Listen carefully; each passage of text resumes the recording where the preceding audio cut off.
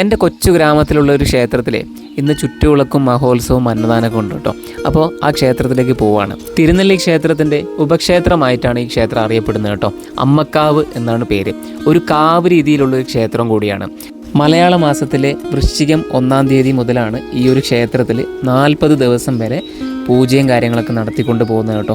തിരുനെല്ലി ക്ഷേത്രത്തിൽ നിന്നാണ് തന്ത്രിമാർ വന്നിട്ട് പൂജാവിധികളൊക്കെ നടത്തിക്കൊണ്ട് പോകുന്നത്. 40 ദിവസം പൂജയ്ക്ക് ശേഷം 41-ാം ദിനം മലയാള മാസത്തിലെ തന്നെ ധനു 24-ാം തീയതിയാണ് എല്ലാ വർഷവും അന്നദാനം നടത്തുന്നതും ചുറ്റുവിളക്ക് മഹോത്സവവും നടത്തുന്നതും.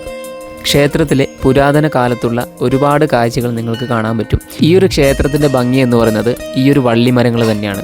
എല്ലാ ഭക്തജനങ്ങളും വന്ന് വിശ്രമിക്കുന്നതും ഈ വള്ളിമരങ്ങളിലാണ്. പിന്നെ അവിടെ നിന്ന് പ്രസാദമൊക്കെ ഉണ്ട് കേട്ടോ. പ്രസാദമൊക്കെ കഴിച്ചു.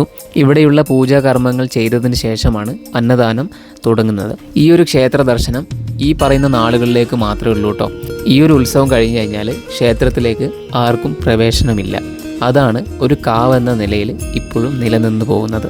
ഈ ഒരു ക്ഷേത്രത്തിൽ ഓരോ ദിനപൂജയും ഓരോരുത്തർ സ്പോൺസർ ചെയ്യുന്നതായിരിക്കും കേട്ടോ.